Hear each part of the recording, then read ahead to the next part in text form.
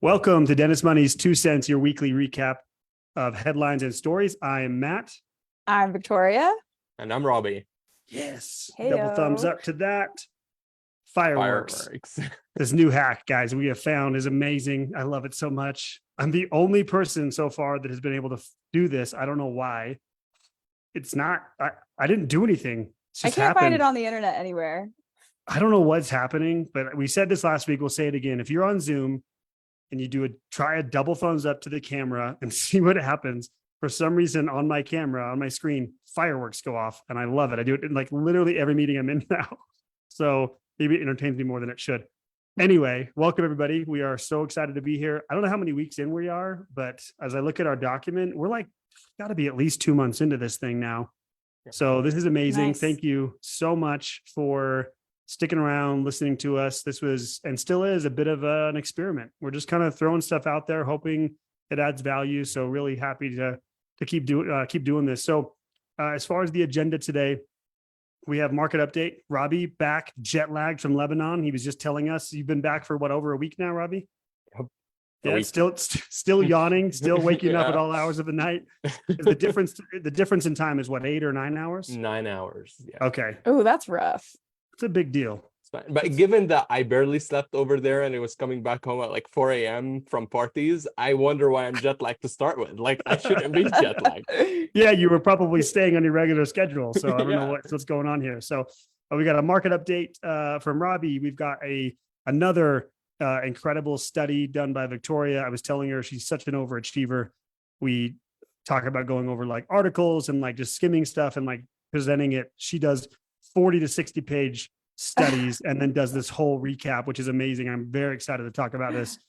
And then if we have time, hopefully we do, we'll talk about women being better than men at everything. No, probably everything, but in particular investing. So, okay, let's jump in. Rabih, market update and how China's in trouble. How China's in trouble. This might be the first market update where we don't talk about the US as much as we are going to be talking about China because some good headlines to mention. But for the US, last week, the CPI report got released and it gave us some insights about how inflation is heading. And it seems like the headline inflation over the last 12 months is at 3.2%.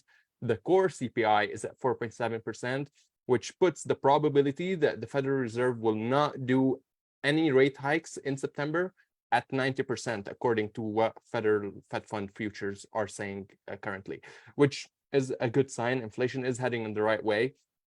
And the job forecasts are telling us that the jobs might be almost done in terms of inflation. So Rabih, I know we talk about this all the time, but just for people that are listening, maybe new listeners or people that are still like, what's the difference?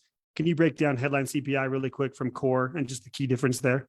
Sure. Headline CPI includes everything, and it's pretty accurate to what consumers actually spend.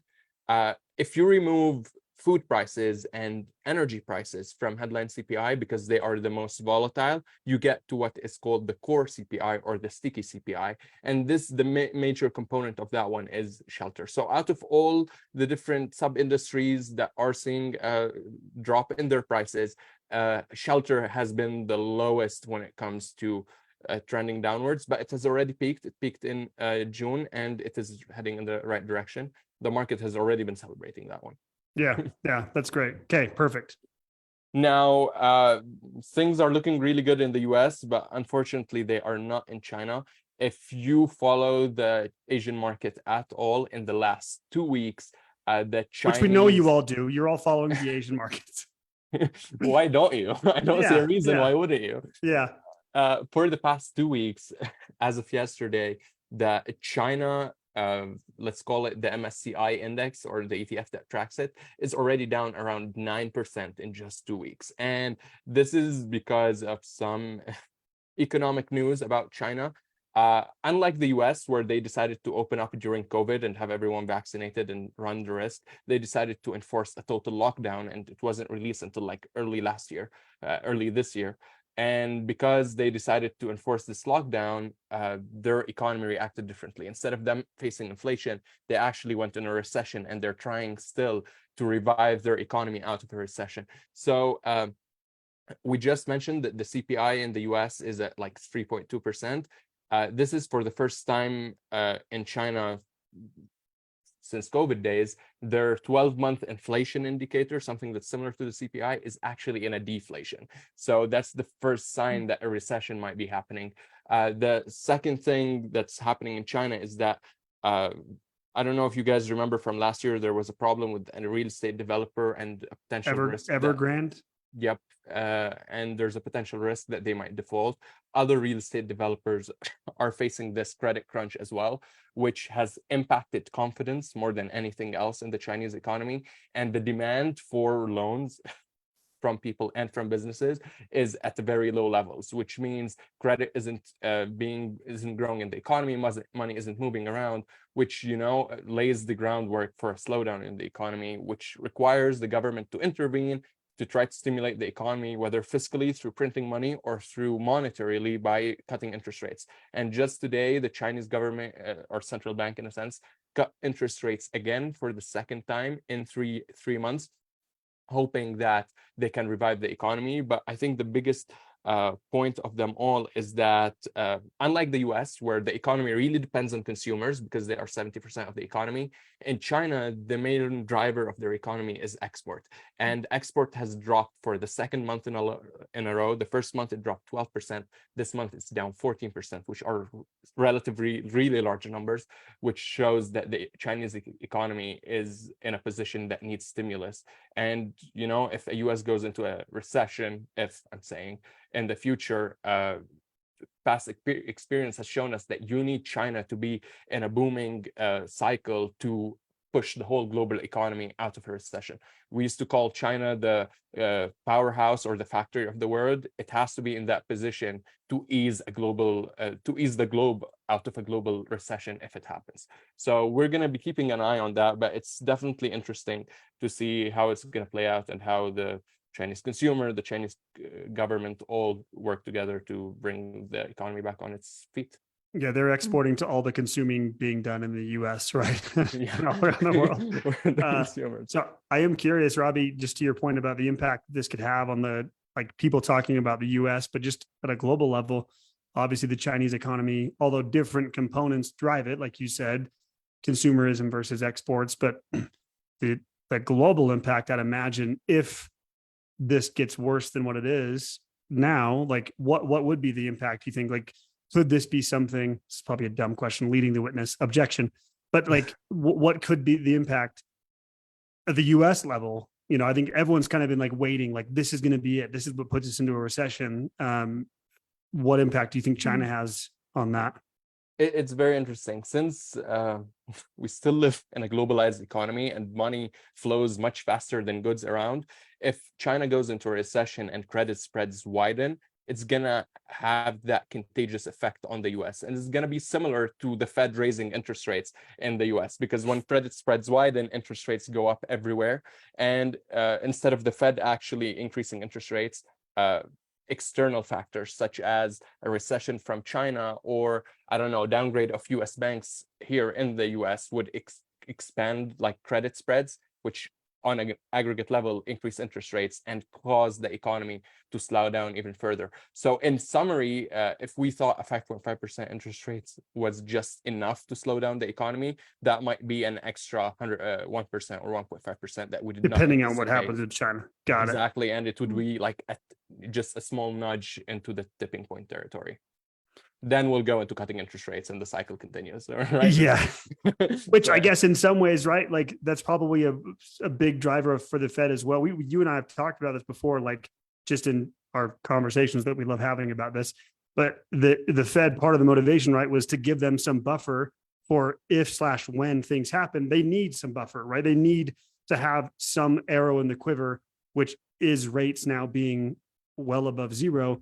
So now they have something to reduce where before they had no wiggle room, right? Exactly. We're in much better position to deal with a recession today than we were back in 2018, 2019. Yeah. Victoria, any thoughts or questions for Rabih? I don't want to take up all the time on this. I get fascinated by this. No, I'm enjoying listening to you two nerd out about this. I'm not going to interrupt. Rabih and I nerd on this stuff all the time in our one-on-ones and just in we It's true. I'll overhear it. I'm just trying to soak up as much knowledge as I can from Rabih. So I'm literally just always asking him questions. But okay, so Rabih, any other thoughts or comments around China specifically, or any market updates? No, I'll give you guys an update on what happens next week. But so far, we're just monitoring the situation as if I have any control over him. I'm monitoring the We're situation. monitoring. Yeah, we're just journalists at this point. The last thing I'll say on this, and in no way, again, I think we make this caveat way too much. You have to be careful in America. We're not trying to be political in any way. But when I hear you talk about it's interesting to hear about the approach that China took versus the US when it comes to COVID. And we're actually seeing, like, in real time, like an A/B test, right? Of what the US did versus what China did, and the consequences of both. Again, not political at all, just saying it could be a lot worse in the US, right? Yeah. As far as how we handled it. And it's interesting to see. Again, I remember, like to your point, Rabih, reading articles about how China was still in full lockdown, and we're like at baseball games and concerts and living our normal life. It's just, you're seeing the consequences of that from the economy. I guess scary still to say, by them handling it differently than the US, it could lead everyone to a recession still, because they're such a big economy, right? They're the second largest economy in the world. So so interesting. Okay, let's jump into Victoria, this study that you did. Again, I love this stuff. I truly like you take this again to another level for us, which is awesome. You were consuming a 40-page study just the other day on this. So break this down, and then let's talk about this, like spending and the impacts of different methods of spending. Yeah, I was really interested in this one. Essentially, this study looked into how contactless payment has affected people's spending and basically their ability to recall what they just spent. So one test they did in this is they had all the participants, I think it was like 3,000 people, spend. They paid with all different methods. The researchers would take the receipt. Participants would fill out a survey, and then they would be asked, how much did you just spend? And as you probably can guess, cash was the easiest one for them to recall, and contactless payments was by far the loser in that one. And people really didn't know what they just spent. So that's kind of the essence of the study there. And this was just done last month, the study that was just released. So it is relatively new. So I was excited to see it. Yeah, which is huge, right? Like what you basically, it sounds like, and tell me if I'm wrong, but it sounds like what you're saying is they basically did a study around awareness, like, and how aware you are of money moving freely between your accounts or from your account to purchase things. And that's huge, right? Oh, go ahead. Totally. And what they went into the psychology behind it and tried to figure out why exactly. And I think everyone can kind of relate to the the feeling like it's not real money. Cash just hurts a lot more because there's more immediacy to it. It's immediately deducted versus a credit card. It feels like you're not even spending money, and that's what the participants said. And also, you don't really have to pay for it, or it doesn't leave your checking account until week or few weeks later. So it feels like you didn't really spend it. And the products that you buy, you are actually less attached to if you spend with a credit card versus cash. There's more ties to it depending on how you paid for it. Yeah, that's interesting. And there's an exact quote you put in here in your notes of many reported they did not feel like they were spending, quote, real money when using contactless payment methods. The pain of paying, right? You're saying reduces the pain of paying by using contactless or credit cards, or your iPhone now. I've noticed a lot of places just use Apple Pay, which is great if you forget your wallet or something. But spoiler alert, this is why credit card companies do what they do. Their whole game is to create mindless spending and lower your awareness. This isn't in this study, and maybe it is, Victoria, tell me if I'm wrong, but I've read somewhere else that on average, it's you spend, I want to say somewhere in the 25 or 30% more or something like that. It's a significant amount of money more using credit cards rather than cash. Am I making stuff up in this study show, or is that real? No, it's real. I can't remember which company did the study, but I saw one company did it. I think it was MasterCard, I want to say, but it was 30% more increase in spending with a credit card versus cash. Yeah. And this isn't to like, bag on like credit cards. Obviously, they make our lives a lot easier because people don't have time to go get cash every single time you spend. It's just the awareness around it. And I think my favorite part of the study is they were talking about how when you use tap to pay, you're actually like oftentimes covering the amount that you have to pay. And I didn't even think about that. Like when I go to the grocery store and like tap my card, you don't see what you're paying. And so to your point, like a lot of these companies are just making it like easier to do. You don't see the price and just kind of remove that friction. Yeah. The friction, we talked about this, right? As we were talking about this, I think yesterday, going over the study, that friction there, and Amazon mastered this, right? Amazon pioneered this. They built a multi-billion-dollar company off of basically one concept, which is how do we remove friction from the buying process? They were the ones who, I think it's now since fallen off the patent. I think after 10 years or something, you lose, or some period of time, you lose your patent, but they patented the one-click buy. So they had that exclusively on their site for years and years. And again, and then you look at, like we talked about as well, like social media buying, like all these companies, all they're trying to do is remove friction. And I think you made a good point too, Victoria, like the misalignment of when you purchase versus when you actually feel that pain of like actually paying. So the credit card being delayed, I think is huge there. So anyway, I could nerd out on this stuff all day long. Rabih, any thoughts on this or comments on this at all? No, I'm liking it. I think this is very accurate because in Lebanon, the whole economic system collapsed. So you have to work with cash all the way around. And it's the feeling. I haven't experienced this in a couple of years. You have to take your wallet out of your back pocket, open it, reach out for the cash, feel it in your hand. It's incorporating more senses. And yeah, it's much more painful. Like you missed a step. You missed a step. You pull your wallet out. You hear the tear of Velcro, right? You have a Velcro, right?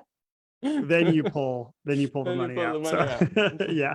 No, I am just as guilty on this. I never have cash, like never, ever, ever. So yeah, I don't remember the last time I had cash. Yeah, for sure. So, and I think to your point, Victoria, just to like wrap this part up is, I guess, kind of what can people do about this, right? We're in no way saying don't use credit cards. I think there's a lot of it, if used responsibly, credit cards are great. We have someone on our team, Taylor, shout out to Taylor on our team. He's like our credit card guy. He loves to do like the credit card rotation stuff. He's built spreadsheets. He does the point stuff. He goes on a trip like every year on credit card points. So, and there's the guy on Twitter, and now he's a whole company called the Points Guy. Like this is a thing. There's also a reason why credit card companies give you points and things like that, because they know you're going to spend a lot more money. So I guess the whole takeaway here, at least from mine, and then I'll throw it to you guys, would be, and you already kind of said it, just be aware, right? Just be aware, have a system. One big mistake we see from people is when we talk about, in particular dentists, is when we talk about setting up like automatic savings, right? So setting up like an automatic draft from your, say, business checking account or your personal checking account somewhere, and then you can spend freely on whatever else is left over. The problem with that is what's called the illusion of savings when you're using a credit card. We've seen this where someone is saving money, let's say a couple $1,000 a month, 5,000 a month, whatever, in a savings account or a brokerage account, and then they're racking up a credit card bill and they're rolling that credit card bill over every month. Well, you're really not saving anything. You're just, again, it's an illusion. So that's one thing you need to be careful of when you're trying to do automatic anything when it comes to a credit card. But anything you guys would add, Victoria, anything you'd add as far as like what people can be thinking about? Like, you're like, great, okay, I might spend more with a credit card. Like, how do what should I do?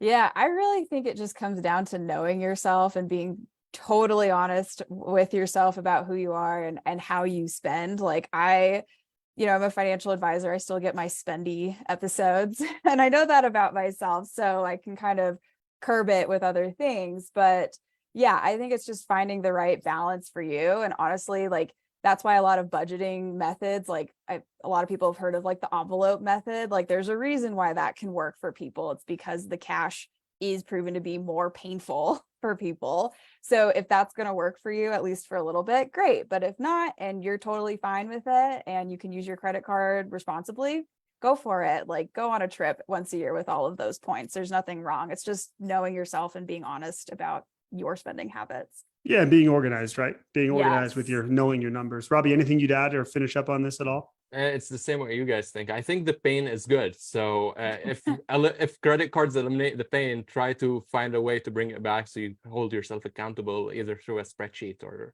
a budgeting or tracking apps or stuff. Oh, I like that. It's you got to bring friction back into it in some way, if possible, which is could be something as simple requires as discipline, right? It requires does. discipline. It's not something to enjoy, but it's necessary. It's amazing. Again, final point, again, just not to beat this horse, but just the power of awareness is so big. And in all of this, it's amazing. Maybe, hopefully, even just like hearing this, maybe there's people out there being like, oh, I haven't really been looking at my credit card bill too accurately or my spending. It is incredible what we see from people. If you just spend 30 minutes a month, 30 minutes, 15 minutes a month, and you just review your credit card bill, what impact that can have on your future spending. Next time you go to pull out your credit card, if you've done that 2, 3, 4 months in a row and you've been reviewing it, I can promise you, I've seen this almost every time in my own life and in clients' lives. If you have that habit, you are going to be more like Rabih, to your point, you're bringing friction back into that process. You're like, ugh, I saw my bill. I got, as Victoria said, a little spendy last month. And now you're creating that friction. So I think I like that, Rabih, bringing pain back into a little bit of pain back into the, Very to the sadistic, system. but yeah. Yes. Yeah. Make it I like painful. Yeah. Make it a little painful. Exactly. Okay. We'll finish with this. We have a little bit of time left, I think. Found this article and there's a little bit of a personal connection here, a little bit. We were able to steal Victoria from a company called Elvest. You used to work at a company, Elvest, right? And the CEO of Elvest, is she the founder?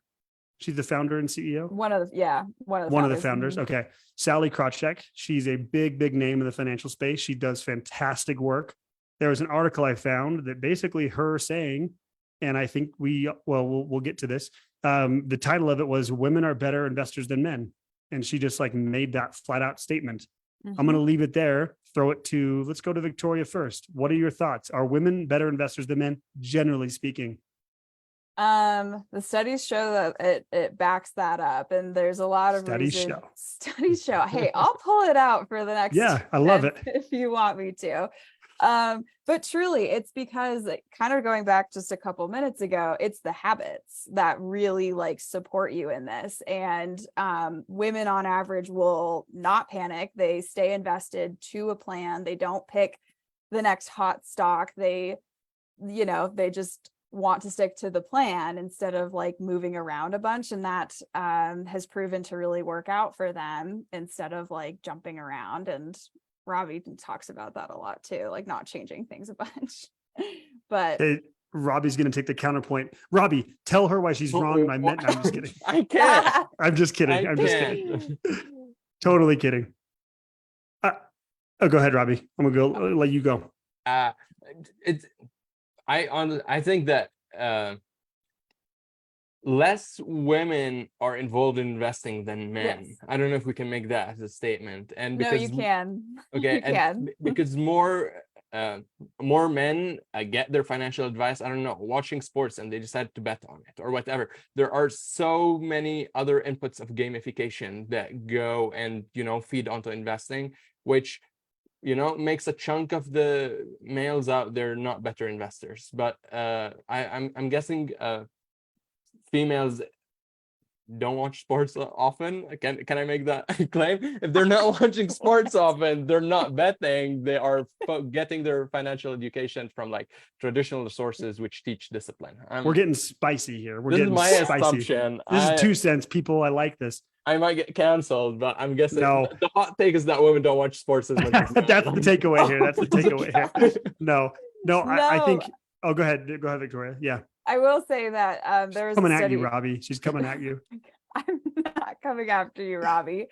No, women are actually just more likely to actually talk to a financial advisor and like research this. Because there's a lot of hesitancies too that women have around money, like they don't know enough, so that's why they don't want to invest, and that there's a lot of reasons why women are investing at like a lower rate than men.